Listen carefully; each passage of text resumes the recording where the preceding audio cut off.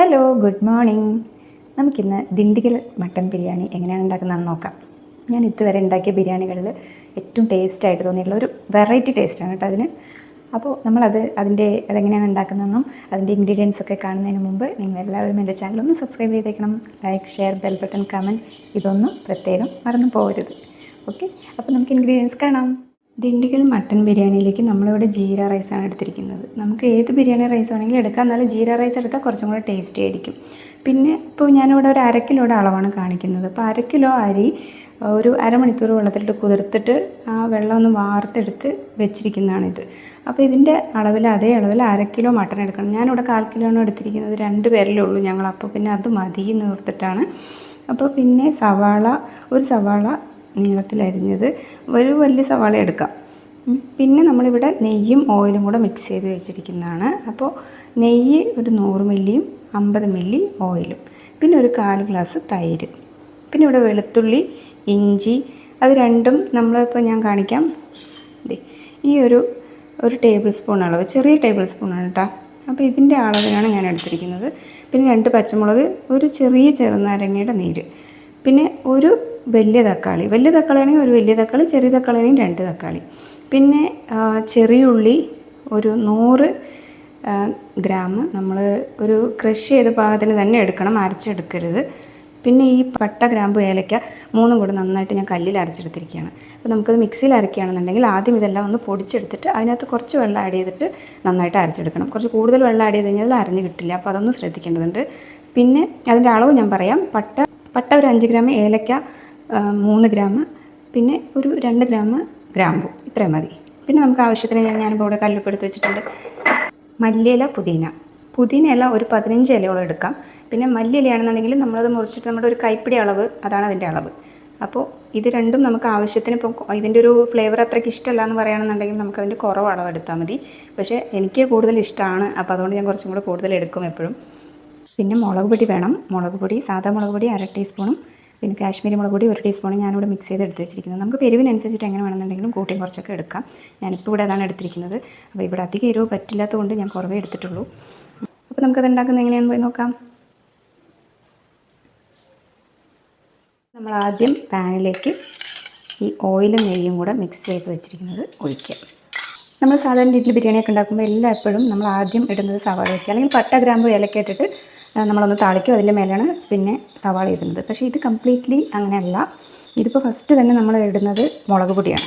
അപ്പോൾ നമ്മൾ ഈ നെയ്യും ഓയിലും ഒന്ന് ചെറുതായിട്ട് ചൂടായിട്ട് വരുമ്പോൾ ഈ മുളക് പൊടി ഇട്ടിട്ടൊന്ന് ഇളക്കി കൊടുക്കുക. എന്നിട്ട് നമ്മൾ നെടുക്കെ കീറാതെ വെച്ചിരിക്കുന്ന പച്ചമുളക് ഇടുക.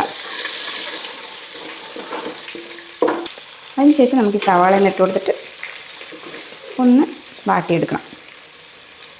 സവാള നല്ല രീതിയിൽ ബ്രൗണിഷ് ആവുമൊന്നും വേണ്ട.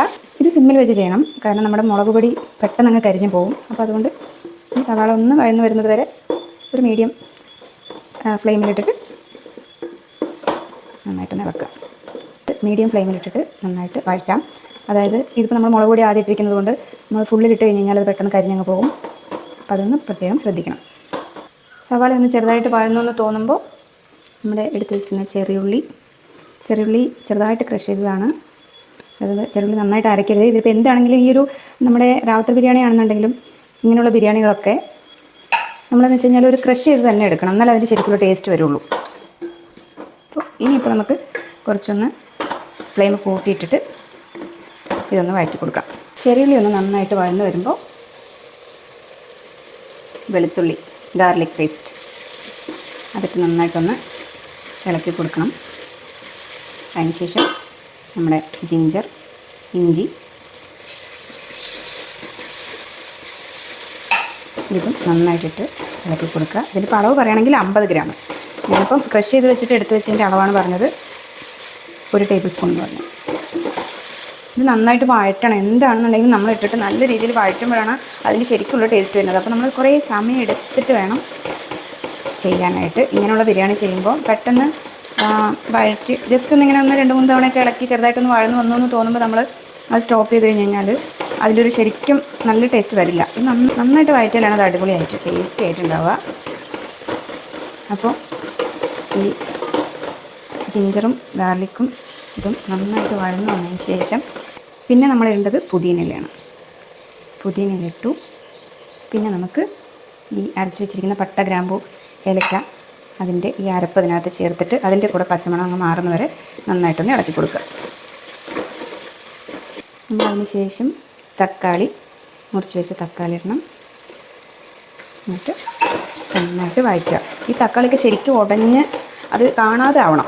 അങ്ങനെ ആകുമ്പോഴാണ് ഇതിനകത്തേക്ക് നമ്മൾ ആ ബിരിയാണിയിലേക്ക് ഈ തക്കാളി ഒന്നും കാണാനേ പറ്റില്ല. ഇതിങ്ങനെ പട്ടയും ഗ്രാമ്പൂഒക്കെ അതിനകത്തേക്ക് ഇട്ടിരിക്കുന്നുണ്ട് പെട്ടെന്ന് നമ്മൾ അടിപ്പിടിക്കും. അപ്പോൾ അടിപ്പിടിക്കാതിരിക്കാനായിട്ടൊന്ന് നോക്കുക. കുറച്ച് മല്ലിയില ഇട്ട് കൊടുക്കുക. നമുക്ക് ബിരിയാണിയിൽ ലാസ്റ്റ് കുറച്ച് തൂവാനായിട്ട് കുറച്ച് മല്ലിയിലൂടെ ബാക്കി വയ്ക്കാം. എന്നിട്ട് ബാക്കിയുള്ളതെല്ലാം നമുക്ക് ഇതിനകത്തേക്ക് ഇട്ട് കൊടുക്കാം. തക്കാളി നന്നായിട്ട് ഉടഞ്ഞ് വന്നു കഴിഞ്ഞാൽ പിന്നെ നമ്മൾ ചേർക്കേണ്ടത് തൈരാണ്. തൈര് നന്നായിട്ടൊന്ന് ഇളക്കും. നന്നായിട്ട് ഇളക്കി യോജിപ്പിച്ച് കഴിയുമ്പോൾ നമ്മൾ ആവശ്യത്തിന് ഉപ്പിട്ട് കൊടുക്കണം. ഞാനിങ്ങനെ ഒരു പിടി എന്ന് വെച്ച് കഴിഞ്ഞാൽ ഫുൾ ഇങ്ങനെ ഒരു പിടിയല്ല, ഇത്ര അളവിലെടുത്തിട്ട് നമ്മുടെ ഈ കൈയുടെ ഈ വിരലിൻ്റെ ഇത്ര അളവിന് ഇങ്ങനെ എടുത്തിട്ടാണ് ഞാൻ ഉപ്പിട്ട് കൊടുക്കുന്നത്. അപ്പോൾ ഉപ്പൊക്കെ ഒരളവിന് അങ്ങനെ ഇട്ട് കൊടുക്കണം. ആദ്യം ഉപ്പ് വല്ലാതെ കൂടി ഇടണ്ട, നമുക്ക് ആവശ്യം നോക്കിയിട്ട് പിന്നെ ആവശ്യം വരുവാണെന്നുണ്ടെങ്കിൽ കുറച്ചും കൂടെ ഉപ്പ് ഇട്ട് കൊടുക്കാം. അത് കഴിഞ്ഞിട്ട് നമ്മൾ ഇതിനകത്തേക്ക് മട്ടൺ ആഡ് ചെയ്യാം.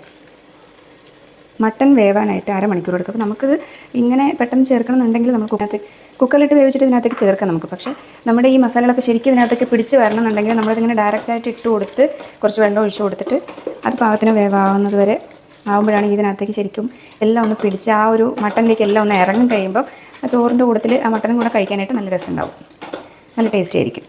അപ്പോൾ 1 കപ്പ് വെള്ളം ഒഴിച്ചിട്ട് നമുക്കിത് വേവാൻ വയ്ക്കാം. ഈ മസാലകളൊക്കെ ഉള്ളതുകൊണ്ട് അടിപിടിക്കും. അപ്പോൾ ഫുള്ളിലാണ് നമ്മുടെ ഫ്ലെയിം ഫുള്ളായിട്ടാണ് വെക്കുന്നതെന്നുണ്ടെങ്കിൽ ഇടയ്ക്കൊന്ന് ഇളക്കി കൊടുക്കണം. അത് അടുത്ത് തന്നെ നിന്ന് ശ്രദ്ധിക്കണം. അടിയൊന്ന് ചെറുതായിട്ടൊന്ന് കരിഞ്ഞ് തുടങ്ങിയാൽ പിന്നെ നമ്മൾ ഇത്രയും സാധനങ്ങൾ ഇട്ടൊക്കെ വേസ്റ്റ് ആവൂലേ. അപ്പോൾ അതൊന്ന് അടുത്ത് തന്നെ നിന്നിട്ടൊന്ന് ശ്രദ്ധിക്കണം. മട്ടൻ വേവാൻ വെച്ചിട്ടുള്ള കാത്തിരിപ്പാണ്. അപ്പോൾ നമ്മൾ വെള്ളം എടുക്കുന്നതിൻ്റെ അളവ് പറയാം. നമ്മളിപ്പോൾ എത്രയാണോ അരി എടുക്കുന്നത്, ഏത് പാത്രത്തിലാണോ അരി ഇട്ടിട്ട് ആ ഒരു പാത്രം ഫില്ലാവുന്ന ആ ഒരു പാത്രത്തിന് 1.5 പാത്രമാണ് വെള്ളം എടുക്കേണ്ടത്. അതിപ്പോൾ 1 കപ്പിലാണ് എടുക്കുന്നതെങ്കിൽ 1.5 കപ്പ് വെള്ളം എടുക്കുക. എന്നിട്ട് ആ വെള്ളത്തിൻ്റെ പകുതി വേണം നമ്മൾ ഇതിനകത്തേക്ക് ഒഴിച്ചു കൊടുക്കാനായിട്ട്. ഇപ്പോൾ ഞാൻ ആ കപ്പ് ഒഴിച്ചു കൊടുത്തതിൽ 2.5 കപ്പോളം വരുന്നുണ്ട് നമ്മുടെ വെള്ളത്തിൻ്റെ അളവ്. അപ്പോൾ അതിനകത്ത് ഞാൻ 1 കപ്പാണ് ഇതിനകത്ത് ഒഴിച്ചിരിക്കുന്നത്. അപ്പോൾ ബാക്കിയുള്ള അളവ് വെള്ളം ഞാൻ ഇതിനകത്തേക്ക് പിന്നീട് നമ്മളിത് മട്ടനൊക്കെ നന്നായി വെന്ത് കഴിയുമ്പോൾ ഇത് ഒഴിക്കും. അത് കഴിഞ്ഞിട്ട് വെള്ളം ഒന്ന് തിളച്ച് കഴിഞ്ഞാലാണ് നമ്മൾ അരി ഇടുന്നത്. അപ്പോൾ അരി കുതിർത്ത് വെച്ചിരിക്കുന്ന അരിയാണല്ലോ. അപ്പോൾ അരി ഇട്ട് കഴിഞ്ഞ് കഴിഞ്ഞാൽ പിന്നെ വലിയ താമസമൊന്നുമില്ല, പെട്ടെന്ന് തന്നെ ആയിക്കോളും. നമ്മുടെ ബിരിയാണി നല്ല ടേസ്റ്റ് ആയിട്ടുള്ള അടിപൊളിയായിട്ടുള്ള ബിരിയാണി പെട്ടെന്ന് തന്നെ റെഡിയാവും. പക്ഷേ ഈ മട്ടൻ വേവാനുള്ള ഒരു താമസം മാത്രമാണുള്ളത്.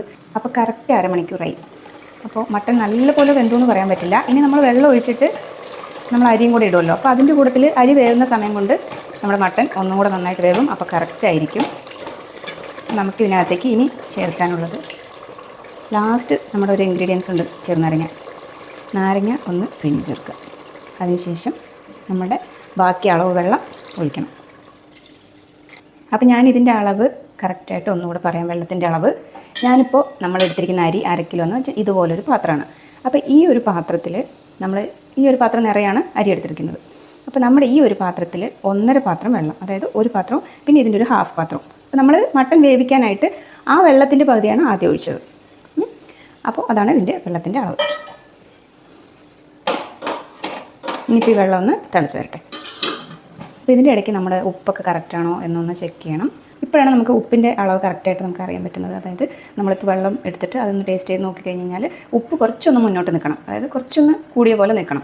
അപ്പോഴാണ് നമ്മുടെ അരി ഇടുമ്പോൾ കറക്റ്റായിട്ട് ഉപ്പാവുക. അപ്പോൾ അങ്ങനെയുള്ള രീതിക്ക് നോക്കണം. നമ്മൾ ഈ ബിരിയാണി ഉണ്ടാക്കിക്കൊണ്ടിരിക്കുന്ന പാത്രം 1 കിലോ അളവിൻ്റെ പാത്രമാണ്. പക്ഷെ ഞാൻ എപ്പോഴും 1/2 കിലോയുടെ ഉണ്ടാക്കുന്നുണ്ടെങ്കിൽ 1 കിലോയുടെ പാത്രം എടുക്കും. കാരണം ഒന്ന് വിസ്തരിച്ച് അതൊക്കെ വെന്ത് ഒന്ന് നല്ല രീതിയിലാവട്ടെ എന്നൊക്കെ വിചാരിച്ചിട്ടാണ്. അതങ്ങനെ നമ്മളിപ്പോൾ നന്നായിട്ട് വെള്ളം വെട്ടി തിളയ്ക്കുന്നു. നമുക്കിനി അരി ചേർക്കാം. നമുക്ക് അരിയൊന്ന് ചേർത്ത് കൊടുക്കാം. ഒരരി പോലും കളയരുതെന്നാണ് നമ്മൾ അരിയൊന്നും കളയാതെ ചേർത്ത് കൊടുത്തിട്ട് ഒന്ന് ഇളക്കി യോജിപ്പിക്കുക.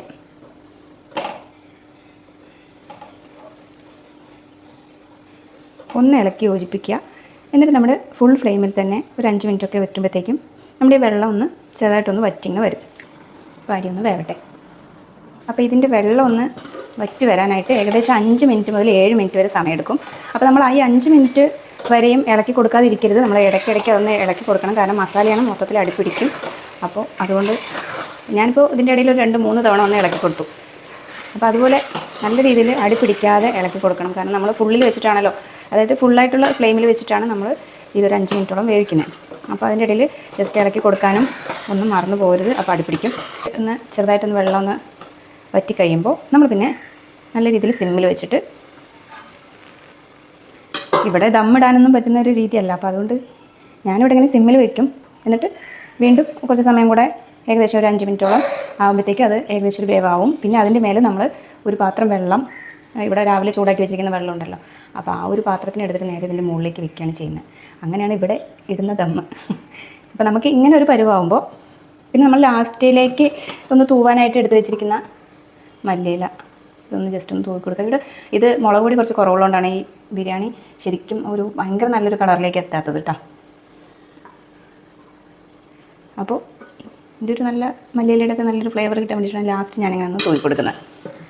പിന്നെ നല്ല രീതിയിൽ സിമ്മിൽ വെച്ചിട്ട് ഒന്ന് വെന്ത് വന്നു കഴിഞ്ഞാൽ നമ്മുടെ അടിപൊളിയായിട്ടുള്ള ടേസ്റ്റി ആയിട്ടുള്ള ഒരു ദിണ്ടിക്കൽ മട്ടൻ ബിരിയാണി റെഡിയാവും. ഇതിൽ വെള്ളമൊക്കെ നന്നായിട്ട് പോയിട്ട് ഒരു ചോക്ലേറ്റിൻ്റെ കളറിൽ, ഒരു ബ്രൗണിഷ് കളറിലാണ് നമ്മുടെ ഈ ബിരിയാണി ഇരിക്കുന്നത്. അടിപൊളിയായിട്ട് നല്ല സൂപ്പർ ടേസ്റ്റി ആയിട്ടുള്ളൊരു ബിരിയാണിയാണിത്. മഴക്കാലത്ത് ചൂടോടുകൂടെ കഴിക്കാൻ പറ്റുന്ന നല്ല ടേസ്റ്റി ആയിട്ടുള്ള ബിരിയാണി. ഇപ്പോൾ കണ്ടില്ലേ, നമ്മൾ ഈ ഒരു പരുവത്തിൽ മൊത്തത്തിൽ വെള്ളമെല്ലാം പോയി നല്ല രീതിയിലായി കഴിയുമ്പോൾ നമ്മളിതിന് എന്ത് ചെയ്യാന്ന് വെച്ച് കഴിഞ്ഞാൽ അടച്ച് വെച്ചിട്ട്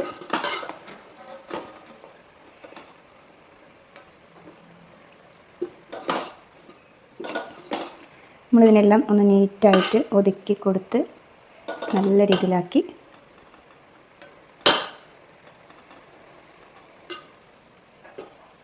അപ്പം നമ്മളിത് അടച്ച് വെച്ചതിന് ശേഷം ഒരു പാത്രം വെള്ളം ഇതിനകത്തേക്ക്, ഇതിന് മേലെ ഒരു പാത്രം വെള്ളം വയ്ക്കുക. ഇതാണ് നമ്മുടെ ഇവിടുത്തെ ദമ്മടൽ. അപ്പോൾ ഇനി ഇതൊരു 10-20 മിനിറ്റോളം ഇങ്ങനെ വെച്ച് കഴിഞ്ഞാൽ പെർഫെക്റ്റ് ആയിട്ടുള്ള നല്ല ടേസ്റ്റി ആയിട്ടുള്ള ദിണ്ടിഗൽ മട്ടൻ ബിരിയാണി റെഡി ആയിട്ടുണ്ട്. അപ്പോൾ ഇതായി കഴിഞ്ഞിട്ട് ഞാൻ പാത്രത്തിലെടുത്ത് കാണിച്ചു തരാം. അപ്പോൾ നല്ല ടേസ്റ്റി ആയിട്ടുള്ള ദിണ്ടിഗൽ മട്ടൻ ബിരിയാണി റെഡിയാണ്. അപ്പോൾ നിങ്ങളെല്ലാവരും ഇതുണ്ടാക്കി നോക്കിയിട്ട് കമൻസ് അറിയിക്കുക. ഞങ്ങൾക്ക് എല്ലാവർക്കും ഇത് ഇഷ്ടപ്പെട്ട് കാണുമെന്ന് വിചാരിക്കുന്നു. ഇത് ഉണ്ടാക്കി നോക്കിയിട്ട് മസ്റ്റായിട്ട് ഉണ്ടാക്കി നോക്കണം. ഇത് എല്ലാവർക്കും ഇഷ്ടപ്പെടുമെന്നാണ് എൻ്റെ വിശ്വാസം. അപ്പോൾ ഇതിൻ്റെ കമൻസ് അറിയിക്കുക. Bye bye, see you, thank you, നമസ്കാരം.